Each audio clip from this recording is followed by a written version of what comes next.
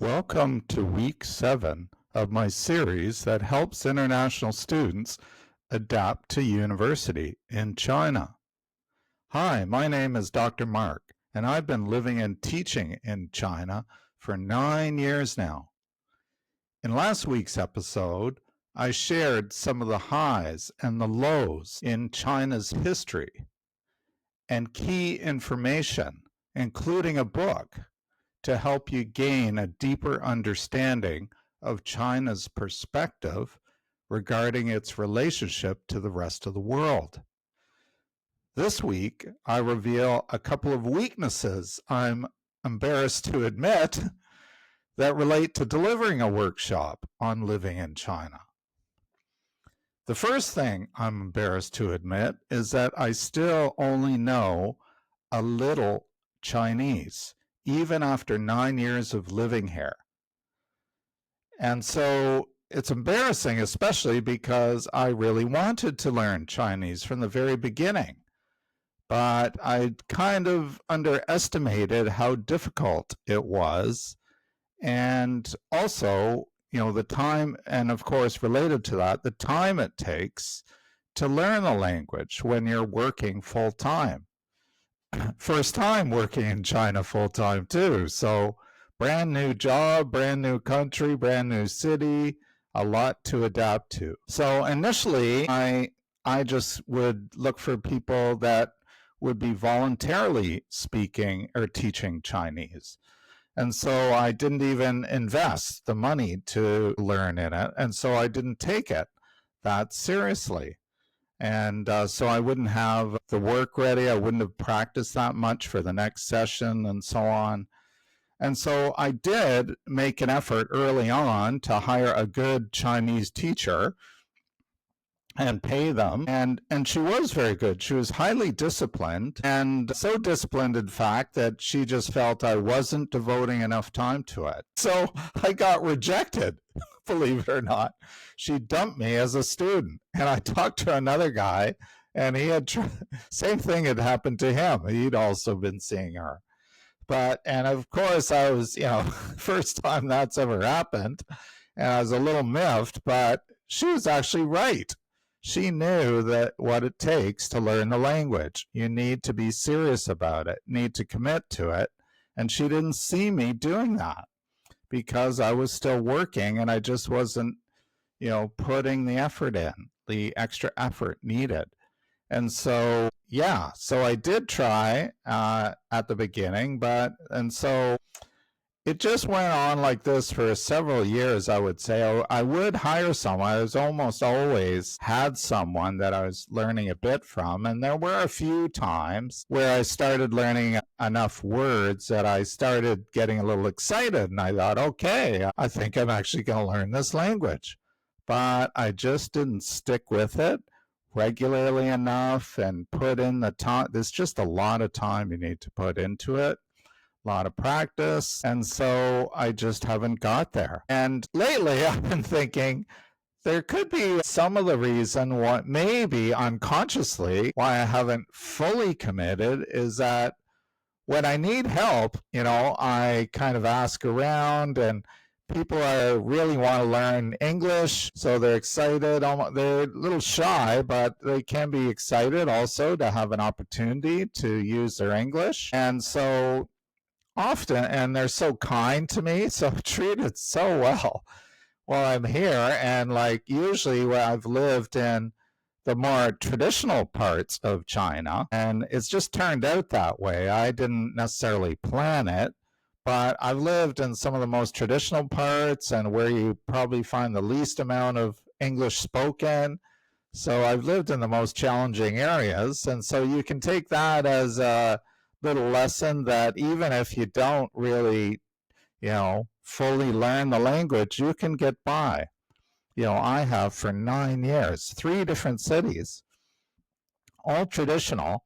And and I think part of it is that I often meet a lot of people when I ask for help, and people will come up to me and help me, and maybe I'll get their WeChat.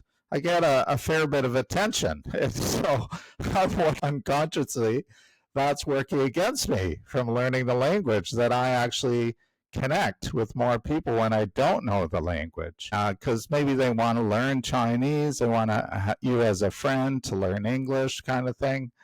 And so that could be at play. I'm not too sure about that, but I've been thinking about that recently. And so that could be another reason. So anyway, out of all of this, I do know a couple of teachers, a married couple that are here at the university, and they've been in China maybe at least twice as long as I have, so a very long time. And they said themselves, because I'm jealous, they know Chinese, and they said, you're right, it's just too much to learn when you're working full time.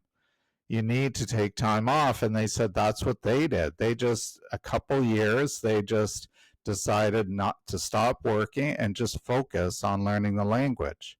And so that's what they did. They went to school full time for a couple years, and now they know Chinese. And his Chinese is quite good. He's using it all the time.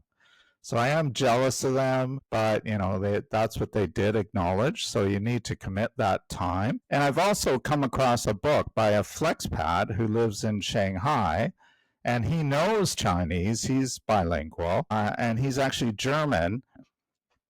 And he's actually got a whole group. This is what he does, is help other flexpats learn Chinese. And so he has, what he's outlined in his book is a whole strategy to do that. But with the idea that you're not going to learn this language in a year, it's probably going to take closer to 5 years. And so that's the idea. So he talks about focusing on just learning the words that you need to use. So get the whole list and verbs related to that, maybe ordering food.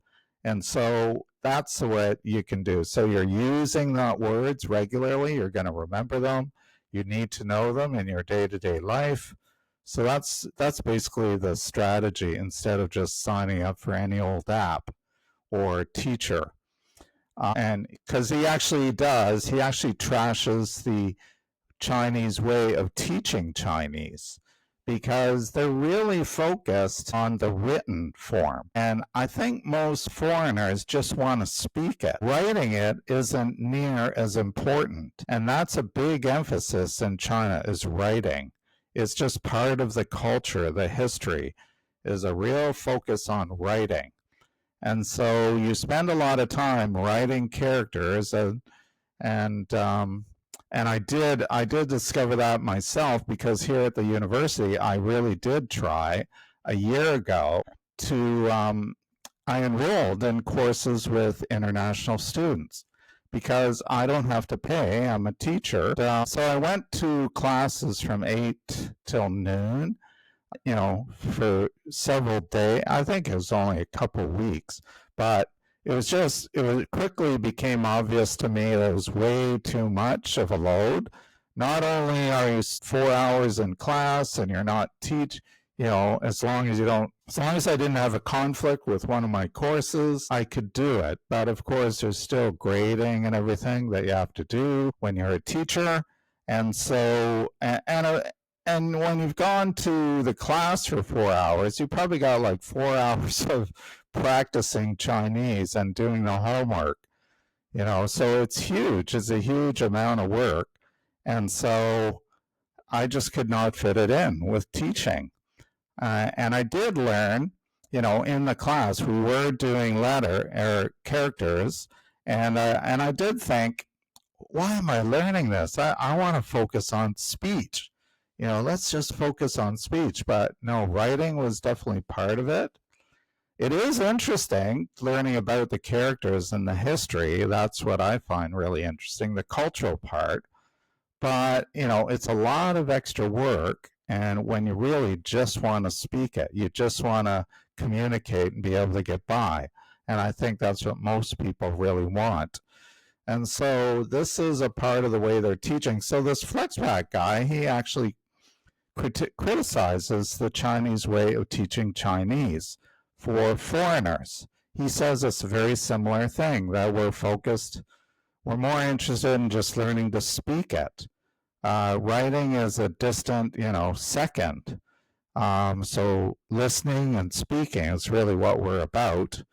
And you find Chinese students, when they're learning English, their listening and speaking is not near as good as their reading and writing. And so the way they learn English is also the way Chinese is taught. So I guess that's not really a surprise. It's a whole philosophy. So anyway, the lesson here for you as an international student is that Chinese is difficult and you need to invest the time and energy to learn it. And in the working phase of my life, I have to say I'm jealous of you students who have the time to invest in learning the language. So make the most of it when you're here, devote that time, and you're going to learn the language, and it will open up doors to you. For sure, in the future, if you want to make business contacts or anything like that, it is a way right away to show that you care about China and Chinese culture. So, I'm really aware of that I'm not communicating that by not knowing too much Chinese, but I'm really interested in the culture. And I think that's my interest in the culture, people can tell right away. And I think that's largely how I get by, why people help me. So anyway, that is the first thing that I'm embarrassed to admit. The second thing has more to do with my struggle with perfectionism. So I don't have a long history of making videos, and so I'm still learning, and I'm not afraid of the camera, but I have these perfectionist tendencies, and I want to do the perfect video, and I want to make sure I cover every point, and I don't, mispronounce a word or something. I want it to be really clear. I just want everything to be perfect. But when I do that, I get kind of rigid and I'm not as entertaining. And I call it the professor mode. I move into the professor mode. And it only really happens when I'm making a video. Like when I'm teaching in class, I think my students would be surprised that I switch into a professor mode when I'm making a video, because I'm exactly not that when I teach. And people say that I'm like easygoing, a lot of fun, and so on. And so I managed to be laid back in the classroom. I'm not trying to be a perfectionist, but when I'm trying to make a video and I know it's going to be online forever, I'm trying to make it perfect, and then I get really uptight. The video just isn't as interesting. It's like monotone and just not, it could be more entertaining. So that is my struggle, is to make more entertaining videos, not professor-oriented ones or professor-type ones. And so that is really my second struggle. So I'm just going to have to keep working on it and try and be more relaxed about it. And so this is part of the reason why I'm even trying to record at nighttime. All my other recordings have been done during the day where I use natural light. And so I just thought, why don't I try something different? Maybe I'll feel a little more relaxed. I'll be a little more casual or something. Maybe it's just some way to spark a little creativity and change. So I just thought I'd play with that. If you're wondering why it's so dark behind me, because it's dark in front of me too. So anyway, that is my struggle. I'm going to keep working on it. I have the knowledge, and as I say, my passion has been about the culture. And this is what's made me realize, I think I should, I think there's people would be interested in learning this. People who want to deeply know China. Like the vast majority of the videos, from my point of view, are incredibly superficial. They just talk about how fast the trains are, how tall the buildings are. Isn't it amazing? Amazing. I'm into okay, how does China do it? How does its government work? What is the history? How long has this been going on? And what are the ethics and so on that rule government? How do people relate to each other? The history of things, traditions. holidays, like how long has this holiday been around? How has it been celebrated in the past? The deeper things that help you understand how China is going to interact with the West over the next, I would say, 1,000 years or so. If the West is still around, China will be. So that's another reason why I'm doing these videos, because in my mind, China is the future. It's dominated the world economy for a few thousand years already, and it's just returning. And it's going to be around for another 1,000 at least, more. China has come back at more than once. It has proven itself. There's something in the civilization that causes people to recover from the downturns and pull their socks up and get going again. And you can feel it in modern China, and that's what people are really excited about, because China is coming back. Everyone can feel it, and everyone's heart is just so devoted to China. This is their culture, their civilization. They are going to work so hard to make it happen. It's going to happen. There's no doubt in my mind. From what I see at how hard students work, I think this is another part. If you want to know the deep part of a civilization, you don't talk to the businessmen. What do they know? Like down in Shanghai, to me, it's so westernized. I don't think you're going to learn much about Chinese culture in Shanghai. You'll learn about how it interacts with Western culture, but the kind of people you're going to meet in Shanghai are going to be the most westernized Chinese. If you really want to understand the civilization, which is what I'm fascinated by, and so I'm looking towards the future, like, decades, hundreds of years, thousands of years maybe. That's what I'm looking at. Like, where is this taking us? Where is the world going? That's what I'm into. The big stuff, the profound stuff.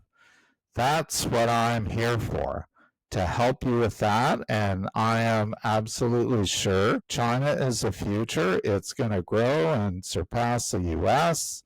And so connect with China. The best way to do that, I think, is come here and get an education. You're going to learn those values. You have to live it. I can tell you a lot, but you have to live it. You have to feel it and experience it. Like this has been part of my challenge of, talking to my Western friends and trying to tell them China is not as evil as you think or as you've been told in the Western media. It is actually very profoundly different, and we can all learn from it. And I would love to teach it, but you got to get rid of this Western propaganda out of your head. Open your mind, and you'll learn something. And so that's why I'm here. Another reason. And so I'm going to keep on working on my videos. This is my passion. It's not going to die. I get up every day and always working on something. I'm even doing conference presentations now in China. I'm getting invited to universities to give presentations, all about how China meets the West and how it's different. And I go deep. I go back a few thousand years and try and understand the differences, because we're going to the world is going to have to at least interact with China for a good long time in the future. So anyway, I think I've come to the end of my couple weaknesses that I'm concerned about that relate to doing an online workshop, teaching about Chinese culture and how to adapt to it and how it's different and so on. And so this is the end of the week 7 video, and next week I'll see you in week 8. Bye for now.